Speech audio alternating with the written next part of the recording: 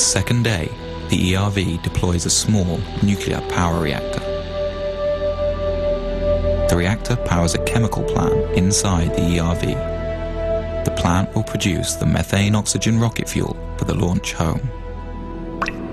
The long journey to land a human being on Mars begins. 3, 2, 1, engine start.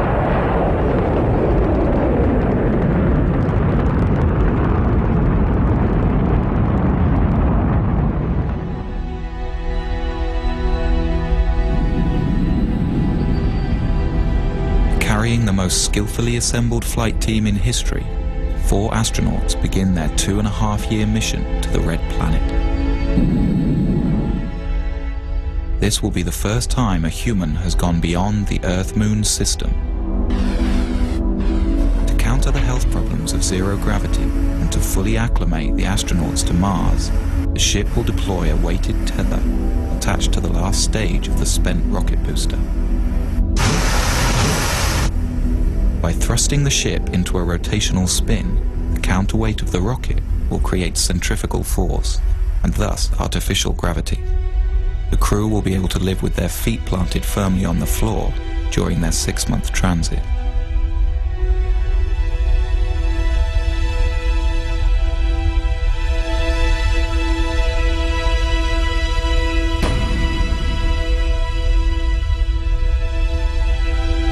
On the 6th month of the flight, the crew will gaze upon an alien world. This is the new frontier.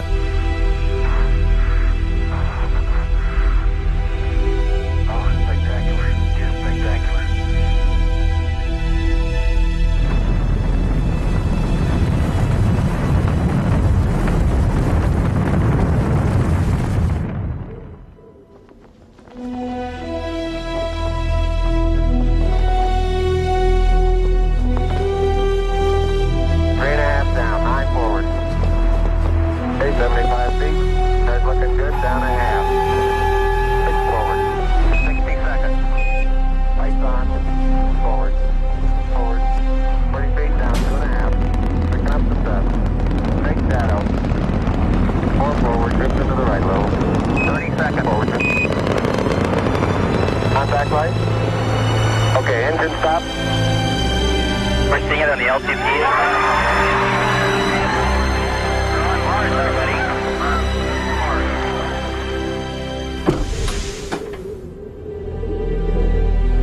For more than 500 days, the astronauts will live on Mars and embark on one of the greatest journeys of discovery in the history of science. Will they find life? Or the fossilized remains of past life?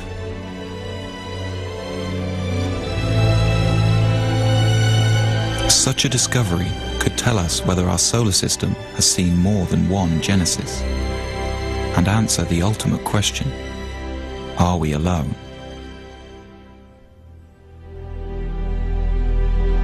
In any case, these explorers will be learning how feasible the colonization of Mars really is, and whether or not mankind has a future among the stars.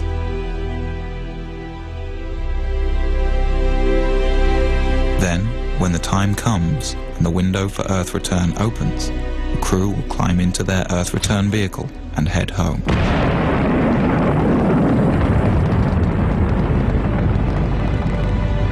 They will arrive home heroes, the first to stretch the limit of man's expanse from one planet to another, their names added to the list of great explorers of new worlds.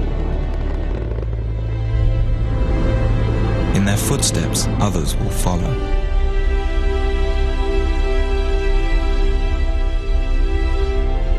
What began as a trickle is free to rise into a deluge of humankind, sweeping over a once barren land and transforming it into a viable new world. When Baker and Zubrin presented Mars Direct to their bosses at Martin, they expected the worst. To their surprise, management was excited about it. They liked the fact that everything needed was relatively simple and near-term.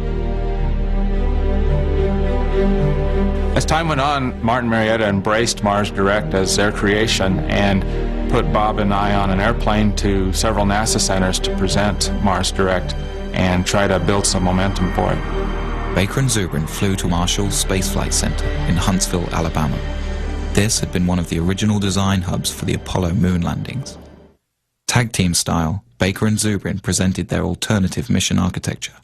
The response was thrilling. The old-school Apollo crowd embraced it.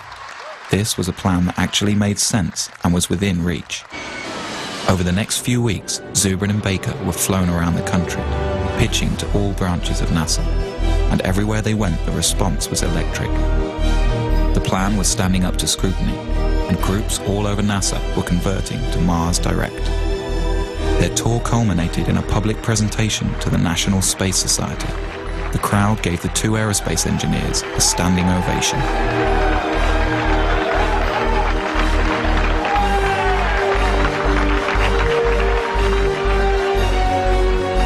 A week later, the story was in newspapers around the country.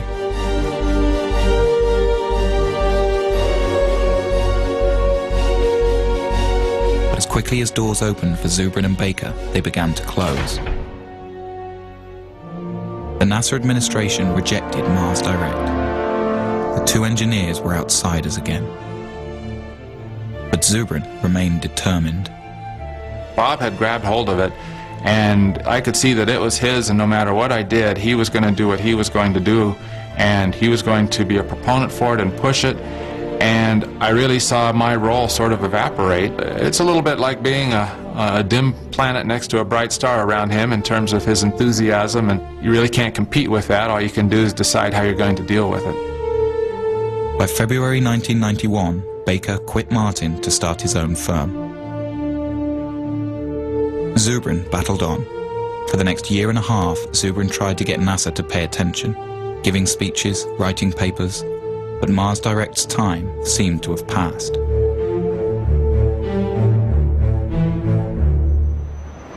But then a new administration came into power at NASA. They agreed to give Mars Direct a second look if Zubrin could prove that producing rocket fuel on Mars would work. Zubrin and his team built a machine. It could take carbon dioxide, the dominant gas in the Martian atmosphere, combine it with a little hydrogen, and produce a methane-oxygen fuel. We did it in 3 months with a very small team. We built a plant that was 94% efficient, and no one who actually participated in that effort was actually a real chemical engineer. They were all aerospace engineers, like me, who were simply dabbling in chemistry in order to prove to NASA that 19th century chemical engineering really worked.